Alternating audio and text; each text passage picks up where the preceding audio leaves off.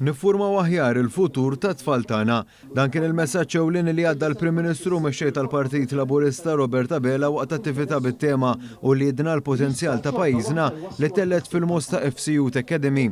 Kien hawn li l-Prim Ministru ħabbar proġett pilota li se jitnieda b'mod uffiċjali fil-jiem li ġejjin f'erba' skejjel primarji li permezz ta' esperti se jkun qed jindirizza aħjar ħtiġijiet tal-istudenti. Dal-proġett se jkun qed jiffoka fuq 3 aspetti: l-iskola, il-komunità u l-familja.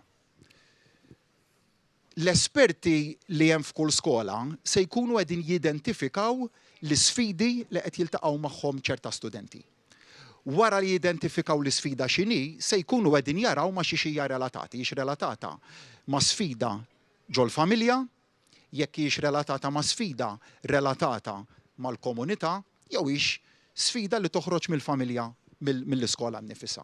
B'hekk l-isfidi jkunu jistgħu jiġu indirizzati permezz ta' ħidma holistika f'kollaborazzjoni ma' esperti oħra skont fejn ikun hemm bżonn. Jiena nemmen li ma nistgħux nitilfu tifel jew tifla imqar waħda mis-sistema edukattiva tagħna għaliex it-tfal tagħna jixirqilhom aħjar u dan huwa proġett li nemmen illi ifisser il-valuri li aħna verament nemmnu fihom, il-valur edukattiv li nemmnu ħafna fil-ġenerazzjoni ta' tfal tagħna, li nagħtu l-appoġġ sħiħ lill-familji tagħna, li nagħtu l-appoġġ sħiħ lill-edukaturi tagħna u proprju inizjattivi bħal dawn li verament jiena nemmen li jistgħu ifasslu sins l-aħjar għas-soċjetà tagħna. Matul l-attività ġie trattat ukoll il-ftehim kollettiv mal-edukaturi tal-EMCAST kif il-President tal-Union tal-Allema l-MUT Marco Bonnici ikkonferma li komplew in-negozjati waqt l-intervent li jagħmel.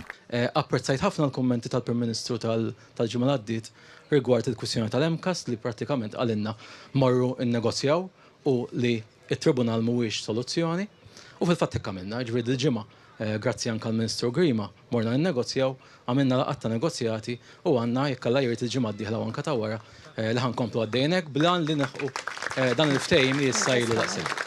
Il-Prim Ministru laqa dan l-iżvilupp li jaqdu mal-ftehim settorjali li ntraħa mal-edukaturi tal-Istat u tal-Knisja kif ukoll għajnuna li ngħatanti lill-istituzzjonijiet edukattivi privati. U fl-istess spiritu ta' ftehim nemmen ukoll kif qal Marco illi l-kwistjonijiet kollha illi hemm mal-letturi tal-EMCAST inkunu kapaċi nagħlquhom madwar il-mejda tan-negozjar kollettiv fil-jiem li ġejjin sabiex issir ġustizzja kemm mal-istudenti kif ukoll mal-letturi infushom. Ir-riforma fil-qorti tal-familja kienet tema oħra li ġiet trattata f'din l-attività, partikolarment mill-avukat Franċeska Zarb li faħret ir-riforma li diskrivita bħala waħda studjata.